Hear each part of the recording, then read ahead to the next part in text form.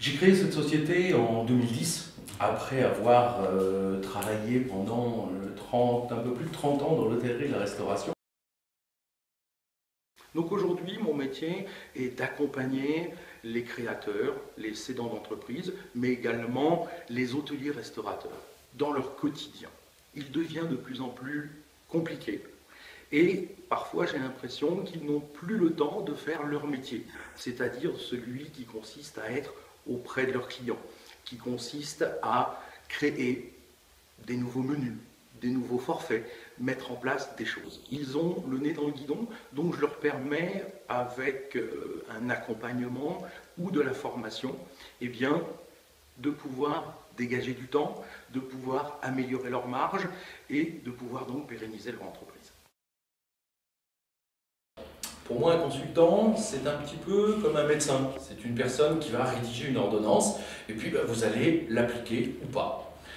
L'expert, c'est quelqu'un qui a suffisamment de métier, d'expérience pour pouvoir, je vais utiliser une expression, mettre les mains dans le cambouis. J'ai dirigé des hôtels-restaurants pendant environ 25 ans, toutes catégories d'hôtels confondus, de 2 étoiles jusqu'à Palace de la Côte d'Azur, pour des groupes hôteliers, mais également des indépendants. Donc ce qui m'a permis pendant toutes ces années d'écouter, d'apprendre, de comprendre et de retenir tout ce qu'il y avait de meilleur chez les uns et chez les autres pour pouvoir maintenant le partager avec les hôteliers. Je suis tombé dans ce métier à l'âge de 14 ans, très exactement. J'ai commencé dans le métier à 16 ans, puisque lorsque j'ai dit à mes parents que je voulais être cuisinier, ils étaient tout à fait d'accord. Ils m'ont envoyé en stage pendant 2 mois dans un restaurant, où pendant 2 mois, j'ai eu le droit de balayer la cour, hacher des oignons. Et au bout de 2 mois, on m'a posé la question, est-ce que tu veux continuer? La réponse a été oui. D'accord, ça vous avait pas du tout dégoûté du Au contraire. métier. Au contraire. Donc je voulais être cuisinier. Et j'ai fait 5 ans d'école hôtelière où j'ai appris pendant 3 ans la cuisine. Et lorsque je suis sorti de l'école et que je suis allé travailler dans un grand hôtel parisien, j'ai eu la chance de rencontrer une personne et qui m'a convié à aller travailler en réception. Alors ce n'était pas vraiment mon idée, mon but, mais ce monsieur m'a dit « je vous vois très bien en réception ».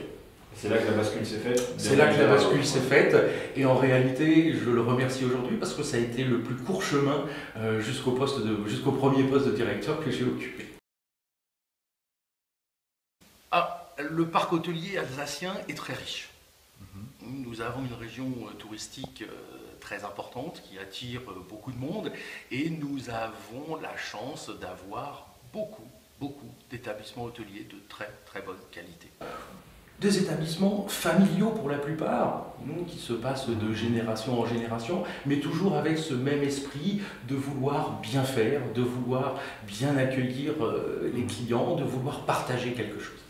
Allez, si on devait aller manger quelque part maintenant à midi, vous nous recommanderiez quel endroit? Nous sommes ici au Haras de Strasbourg, je pense que la brasserie des Haras s'impose.